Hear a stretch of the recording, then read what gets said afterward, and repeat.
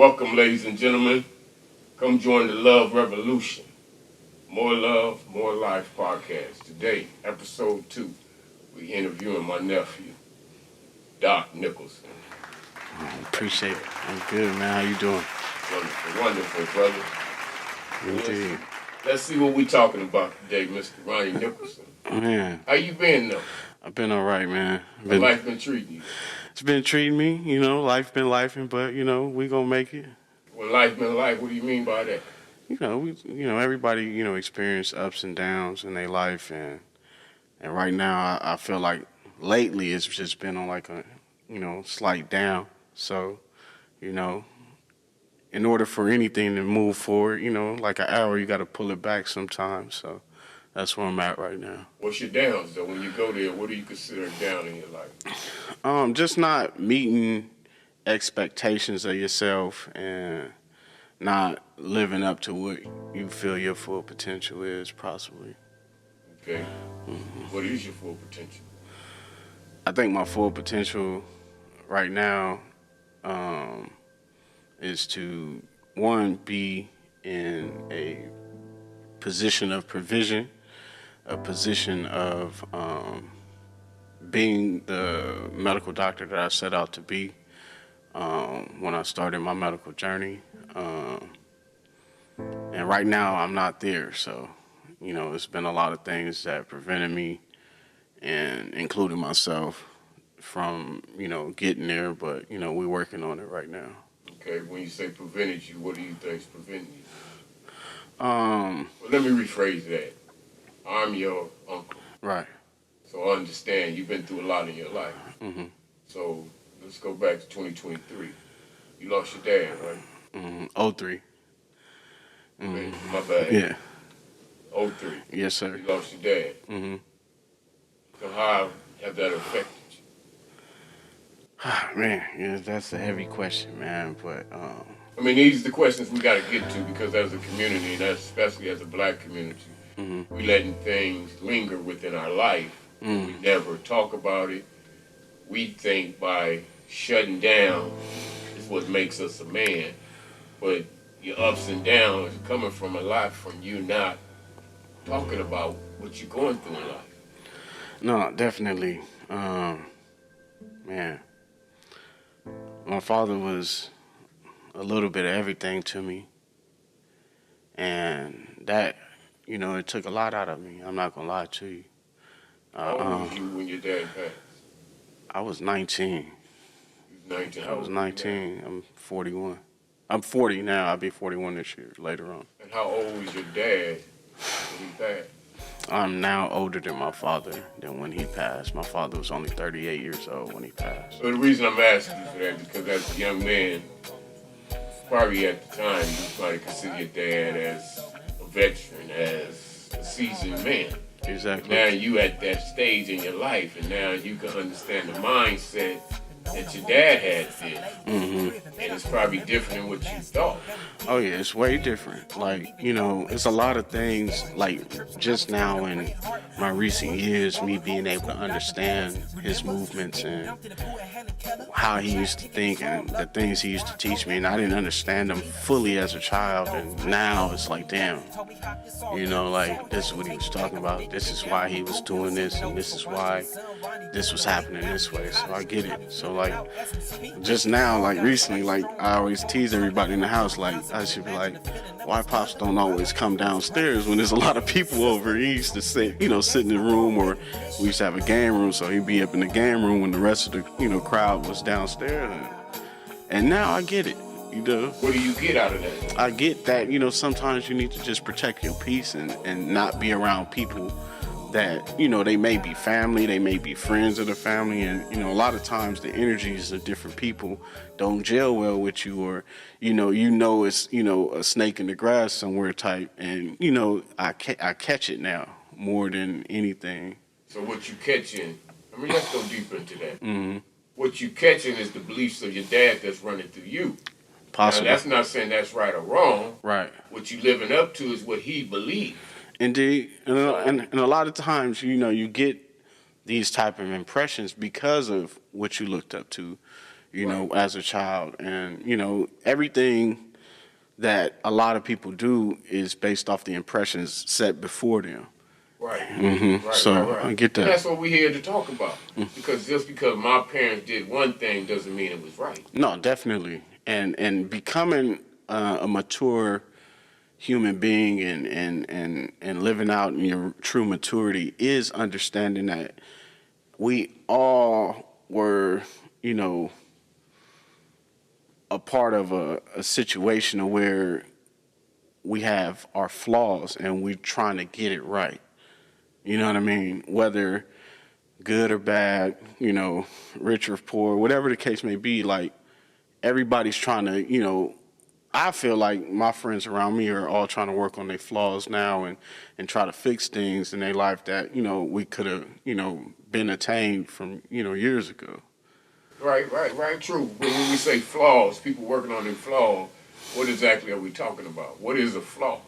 A flaw to me is something that doesn't align with where you're going in life, you know, as, you know, on a vague spectrum, but on like a smaller spectrum, like, you know, it's just good and bad. Like, you know, a flaw is like, all right, this is something, a bad habit that you need to work on. And, you know, in order to work on your bad habits, you got to figure out good habits to replace them with. So we trying to turn around something we doing, we trying to reverse it and do the opposite. Indeed, indeed. So if I'm running around here cheating on my woman, that's a flaw. That's a I flaw. want to do the opposite and not cheat. Indeed. Okay. So we all healing. We trying to heal. And that's exactly what we're trying to do. So within healing, we have to do our own shadow work. We definitely got to work on it. We always got to talk to that man in the mirror because, you know, and at the end of everything, at the end of the day, that's who you got to talk to. You got to talk to yourself. And even when I talk to other people, I let them know, like, I'm talking to you and me at the same time because I don't have this all together. I don't have it all together. I don't have it all right, but I want to make it right. And that's my drive right now. I want to make things right. And so whatever we got to do to get there, I'm going to work on me, and hopefully you working on you. And I want us all to be better. Okay. I got that. Mm-hmm. But when we work on ourselves, others will see that we change, and they will change. Because I think a lot of our community don't do the healing work. No, definitely. And to piggyback off that, man, like, I want to applaud you for doing this podcast. This is history in the making. We've been talking about it for about 4 years. 3 to 4 years We've now. been talking about it since the awakening, and that's why we're here. Exactly. God has guided this to be a healing journey. Indeed, man. And one, I'm proud that you got this started. I'm happy for you. Like, I'm here to support you at all costs. I want to see this grow to something phenomenal to really change and change people, change the world, change this country, change everything to where it's a beautiful situation for people. Thank you, Doc Ron. Appreciate that. Yeah, man. Really appreciate that. Definitely. All right, well, now let's go back into that. The reason I'm here is because we have to heal. Definitely. And what I see healing as, we don't face our shadows. And I don't know if a lot of people understand what shadow work is. Mm-hmm. But shadow work is going into you and everything you are made up of. Every decision your mama made that affected you, every decision your daddy made that affected you, is the shadows that we hide within our own psyche. Right. But until our conscious and our subconscious come together and align, then we're going to be broken. Definitely. See, we running around here and we're not knowing why I'm making decisions. Just like you said, you sat in your room and you understand your dad. You're making that decision based off of what your dad did. So that's something that was in your mind, maybe subconsciously, and you responding to it. So the same thing with life. We're making decisions based on what parents did. Now, we're not saying it was right or wrong. We're saying a person could only do what they knew how to do. Exactly. My own children made decisions off of what I did, but now to have an awakening, I understand. I was making unconscious decisions. Indeed. I did a lot of things that harmed them. It's not a good or a bad, but we have to go even further than that, because as the black race, we have to understand we going back to slavery. We're going back into emancipation, which is what, 1865. Right. Okay, that mindset is still up here. Oh yeah, definitely, man. Jim Crow, Willie Lynch, they did a number on us. Everybody got to understand, like, this is all a mental manipulation placed on us by a higher power that knows the game very well. They know it so well that they've been playing these tricks on us for years. Higher powers have always played tricks on us. They have studies based off mice and rats that they apply to us on a larger scale. They have studies based off fleas that they apply to us on a larger scale. You know the flea circus, you know, you ever heard of that? No, go ahead. So like the flea circus is basically, in order to make a flea circus, you gotta put a flea inside a closed container for, let's say, however many weeks that is that it takes them to only know, like, as they keep hitting the top of that lid, that's the limit as far as they can jump. Now, if a flea was the human size, it can leap and damn near jump over the Empire State Building, because that's how much level of jump they have in them. They have a large like leaping gap they could do. Right. But as that lid get placed over them over time, like basically that flea just keep hitting that wall, and then now the next generation don't know their full potential. That they, this mom and dad as a flea made it, and now they got kids, and all that baby flea know is that limit. They didn't know that before this limit was placed on them, they can jump and basically, do leaps and bounds over any type of building. A flea can, like I said, if it was a human size, it can jump over the Empire State Building. So you put that limit on top of them and keep them there for so long. That limit teaches generations upon generations upon generations that's your limit. Wow. But a flea in the wild can still go and leap as large and tall as it wants to. You know what I mean? Wow, that's a beautiful analogy, brother. Indeed. So let's bring that back to the black man. Exactly. Our family is teaching us one thing, which is anger. Let's go with anger. Mm-hmm. Because we think in anger make us a man. But that anger is taking us to a limit. No, definitely. Because we're not opening up who we really are. We're not using our creativity. Mm-hmm. We're not using our heart. Right. And when God speaks to you, it's coming through the heart. Indeed. So that's also a limit. And that's what we're here for, to start teaching this. Break out of your limit. So gang banging and all this comes after the 60s. That's a limit. That's a limit to harm ourselves. We as a black race. Indeed. Are believing in that, and we're promoting this culture through the rap music, through the television. Mm-hmm. So what you're saying is we promoting a limit. Exactly. So when are we going to stop promoting this limit and promote it's okay to be smart, it's okay to go out and want to dream? Right. But again, we have to face our shadows. And until we realize this, we don't know how to take the lid off of that jar.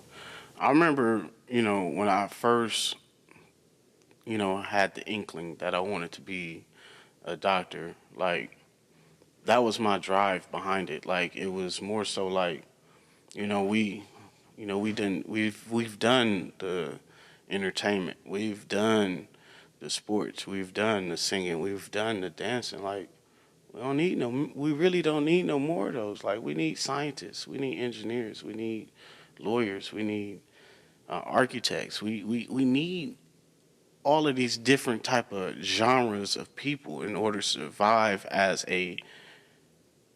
not just a race, as as people in general. Like, we need that.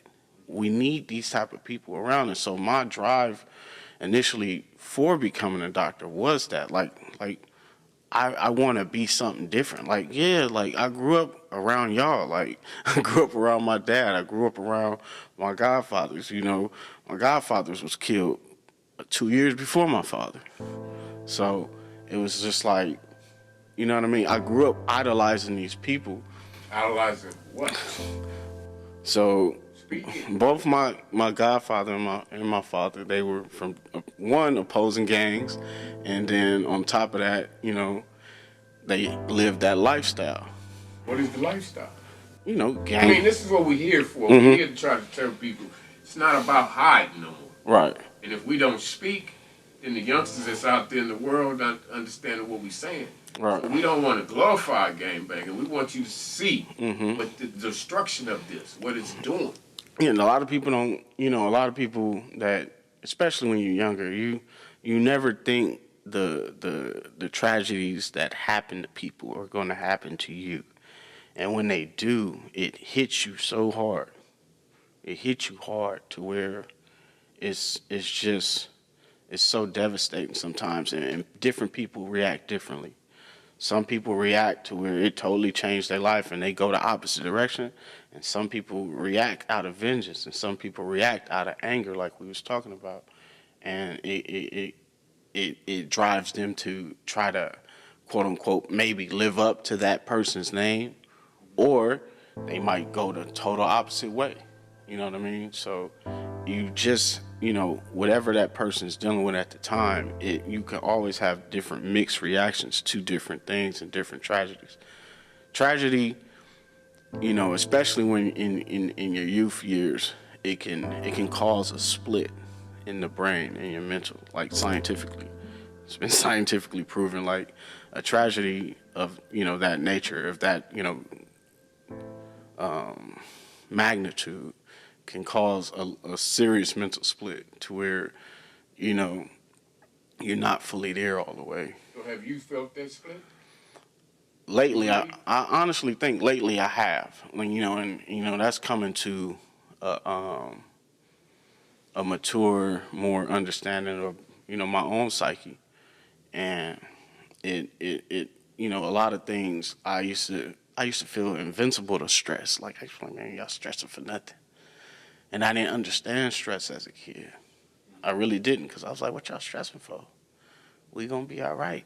We gonna always be all right. We always been all right. And I didn't understand it. I didn't feel stress for the longest, especially as a kid. And then, I think I had a stronger faith as a child than I do as an adult. And I think that's more of my split now, is that, I've been, kind of, as an adult, losing more faith in humanity and people in general. So, you know what I mean? That's what we hear, because you felt it. Right. I mean, I watched you. Mm-hmm. And I could see what the pain it harmed on you, what it did to you all these years. Right. Just like you can see what it did to me. Mm-hmm. But we can always see in the next person better than we can see in ourselves. Right. Definitely, because a lot of people, like you said, a lot of people don't want to take that look at themselves. It's hard. It's hard to look at yourself and tell yourself exactly what you need to hear. But that's, again, if you don't, that's what a shadow is. A shadow is hidden within your mind. Exactly. So once you suppress that, you don't even know it's there. Mm-hmm. You just think you operating at a normal level. Exactly. And you never knew what a normal level was. And everybody normal ain't your normal. Right. Exactly. You seeing the world through the lenses that you've been raised with. Again, your family. Right.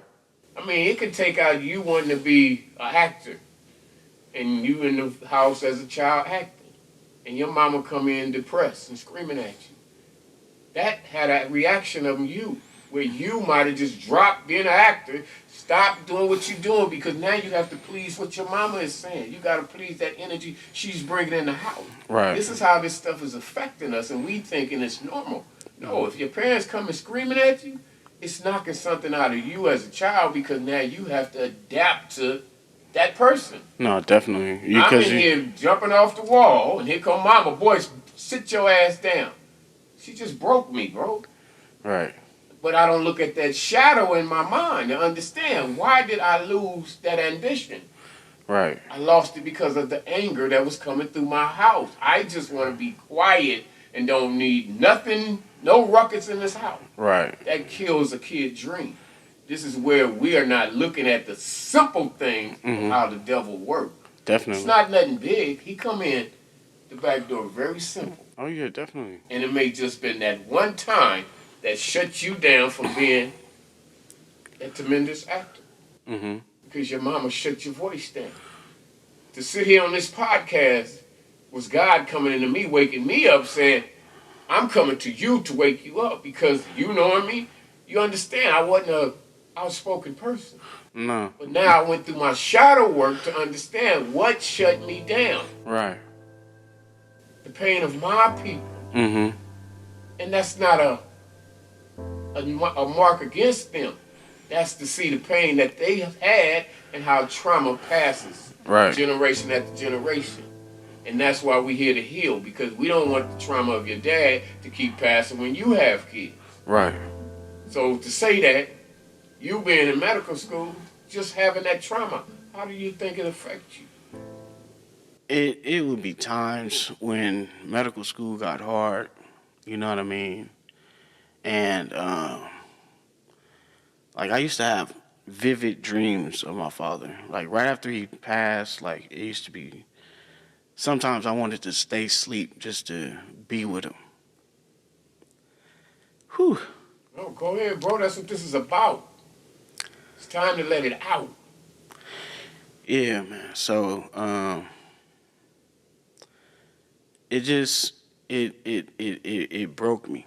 You know what I mean? To the point to where, like in undergrad especially, I wanted to stay asleep.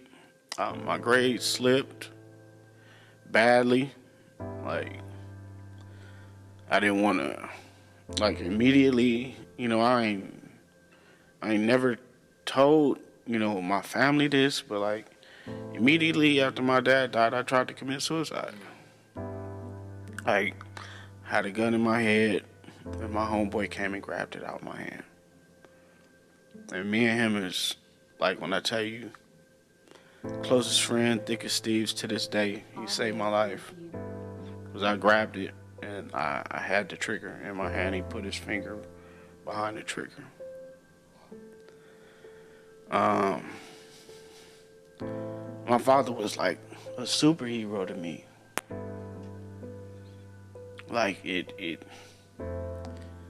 really didn't make sense to me at the time. I know now as an adult the more in-depth lifestyle that my father lived, but to me he was still like the greatest dad in the world. It didn't make sense how good of a father he was to me. My father wasn't my quote unquote, you know, I'm gonna let this be known to, my father wasn't my biological father, but he came into my life when I was like 3 years old. He was the only father I knew. I remember one day my biological father, he came, like my mom seen him one time when I was getting picked up from my mom. And for some reason, you know, my mom told him, wait where he was, I'll take you wherever you gotta go. And when we got to where he was gone. And literally from that day forward, he had got locked up and went to jail. But he had left at wherever spot he was. And my mom told him to wait. And my mom was telling me we was about to go see him. So I was like kind of excited to see him because he would try to come over my granny house to see me every once in a while and, you know, be like, you know, I'm sorry for not being in your life. And, you know, at least he was trying, you know, that. But that day when I was excited and ready to see him, you know, he just disappeared, and it broke me because I was like, why my, you know, biological father don't want to see me? And then, you know, that whole next day I was sad. Like, Pops, you know, my dad who raised me, Pops came and he was like, you know, you don't have to be sad no more. I'm your daddy.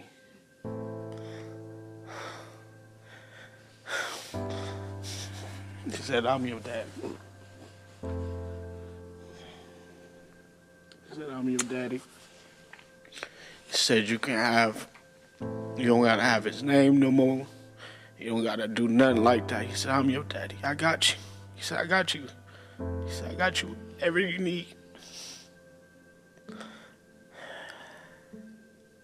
said, I got you, bro.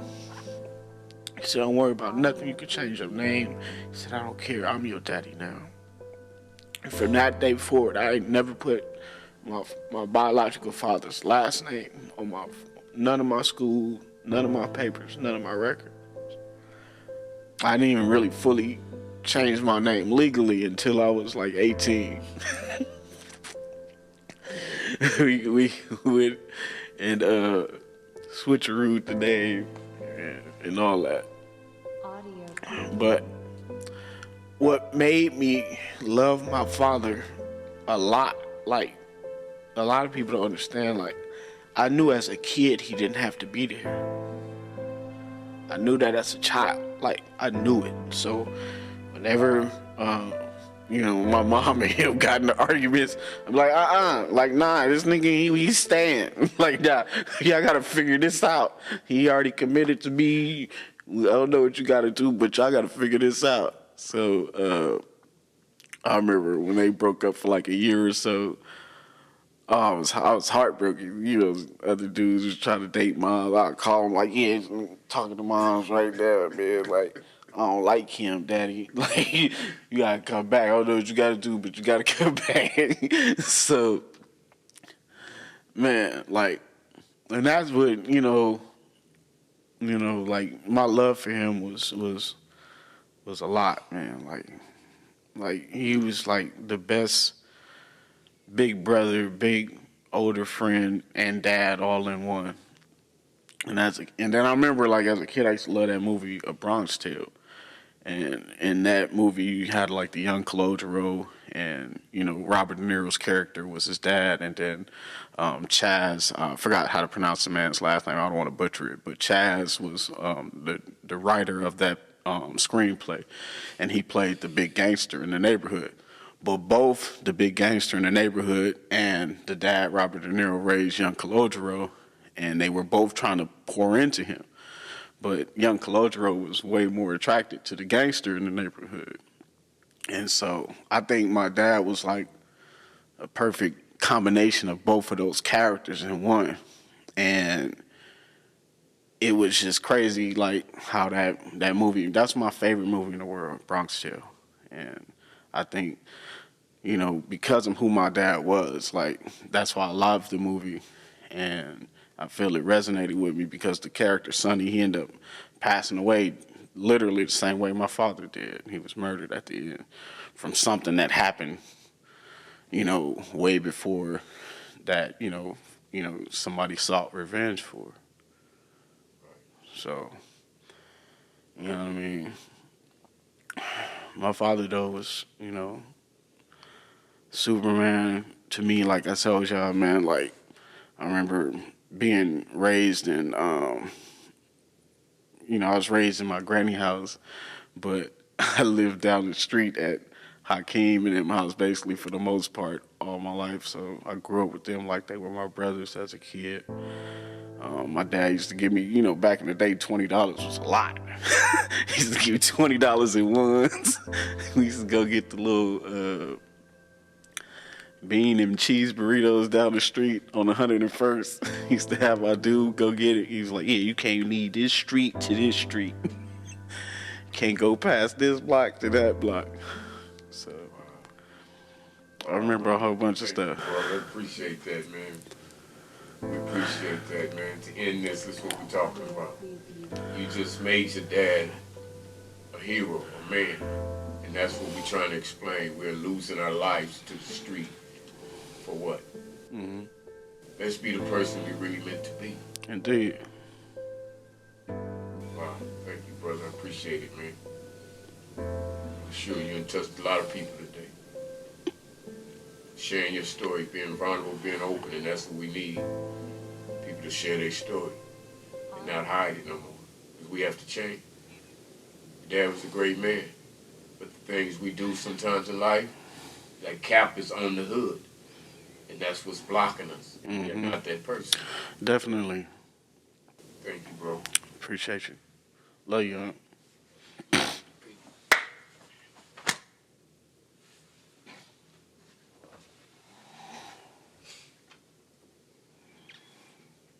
All we need is love to make it through another day. All I don't see nobody.